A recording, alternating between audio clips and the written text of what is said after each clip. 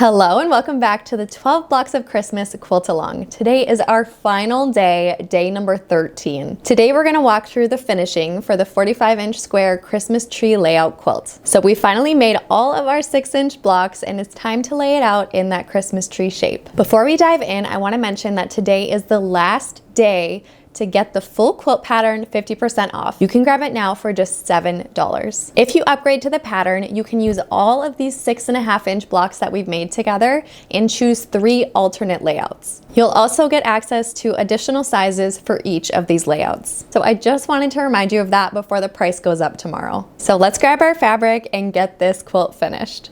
Before we start, I just want to point out that the original pattern I sent out the first couple days had an error. So the new pattern has already been updated. If you've signed up in the last 8 days or so, you probably have the correct version, but I want to make sure that everybody has the right measurements. So for the background letter B, you should be cutting 2 5-inch by 6.5-inch rectangles. Originally, I think it said 3 inches, and that will just end up being a little bit too short. So I want to make sure we're all on the same page and have the right cutting instructions. So I put it here.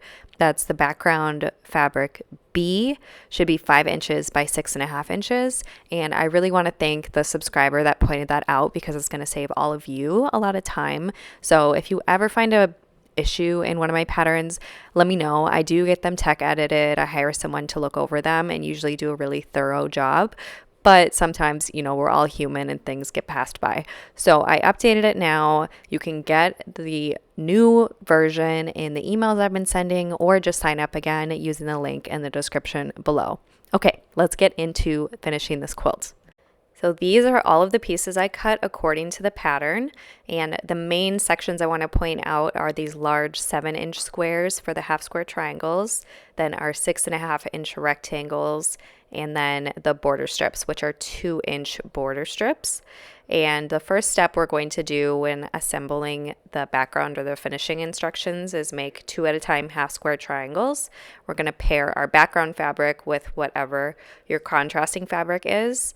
And the first step you want to do is draw a diagonal line on the wrong side of your background fabric, and then we'll pair it up with whatever your contrasting fabric is. Mine is this green fabric, and we'll pair it up right sides together, meaning the pretty side of the fabric will be touching the other pretty side of the fabric, and we'll pair these squares. It can be really helpful to pin these together just because these squares are pretty big. And then we're going to sew a 1/4 inch away on each side of the marked line.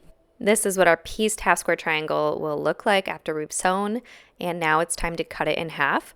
So we're going to cut along that marked line diagonal to diagonal with our ruler and rotary cutter, and then we're going to press towards the darker fabric. So I'm going to press towards this dark green fabric, and we'll have 2 identical half square triangles. And the last step, of course, is to trim. So we're going to trim all of these half square triangles down to 6.5-inch squares.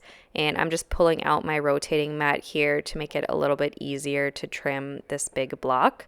I know we've done a lot of these 2 at a time half square triangles in this quilt, so you know the drill by now, but make sure that the diagonal on your ruler is lined up with the diagonal of your half square triangle, and then you'll trim all 4 sides, getting 6.5 inches square.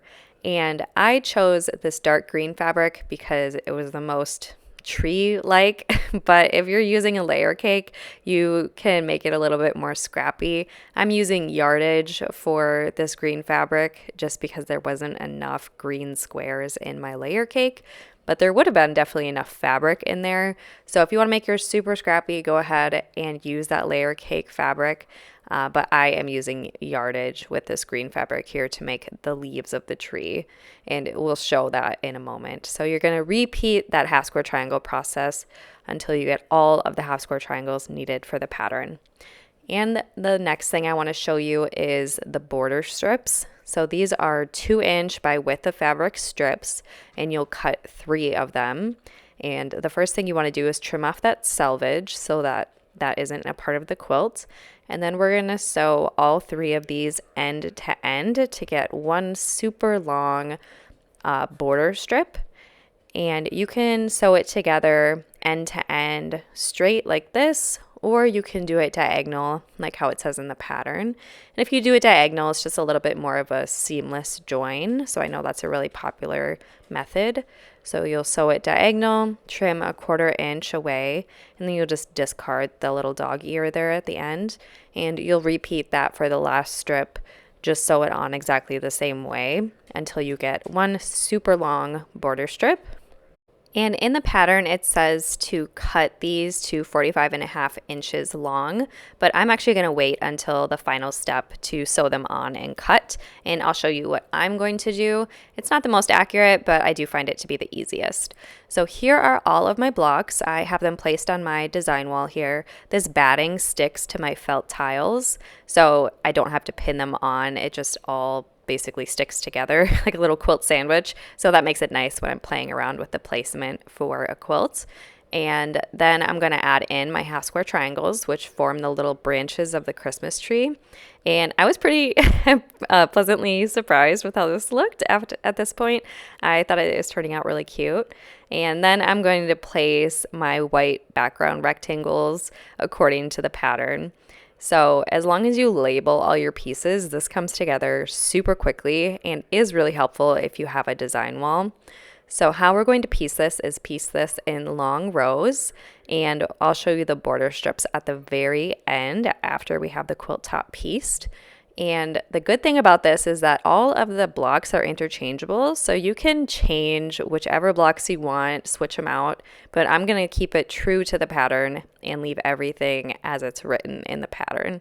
So here is what it looks like after I've pieced all of my rows together, and now it's time to piece the rows together into the final quilt top. And I'm going to show you how to make sure everything stays centered. So none of these blocks are going to nest. They're all kind of offset. So what we're going to do is, instead of just pinning edge to edge, I want to make sure I mark the center point on each of these rows. And that's going to make sure that everything lines up. So what I'm doing is measuring the center of each 6-inch block and making a little mark with my disappearing ink pen. So then I know exactly where I need to line up the intersections of the tree leaves and the blocks to make sure that everything is totally even as I'm sewing along. So then I can pin or just hold it in place and sew each of the rows together, making sure everything stays nice and centered. And the final step here is going to be to attach our border strips. So all I'm going to do is sew on that super long border strip to the top of my quilt. And once it gets to the edge, I'm going to trim it. This certainly isn't the most accurate way to do this. The most accurate way would be to measure the top, bottom, and center of your quilt and then average those measurements. But I've found as long as you're evenly feeding things into your machine, it isn't too wavy, and if there's only one border, it's not as big of a deal as if you're adding a lot of borders. So I repeated that step for the bottom border as well, and then this is my final quilt top. These are the fabrics I'm going to be using to finish this quilt. I'll be honest, I did not have time to finish it and show you the finished one if I wanted this video out on time. So this is as far as I got. I'm using the fabric on the left for the backing and the one on the right for the binding, and I'm really excited for how that's going to look as it all goes together. So one thing I want to mention is, if you don't love the Christmas tree layout, you can still use all of these 6-inch blocks we made together to choose a different layout in the full quilt pattern. There's 3 additional layouts that work with these size blocks. So I recommend, if you want to and you want access to more sizes and layouts, to upgrade to the full pattern. Today's the last day it's available for 50% off, just $7. And it's a great way to kind of expand your options for what you can do with this quilt. So that is the end for our quilt along. I hope you had a great time putting this all together, and the videos and free version of the pattern are going to stay on YouTube for a long time. So if you didn't have time to finish it, don't worry. There's still time to come back and finish this quilt for next Christmas. I'll see you all next time. Bye.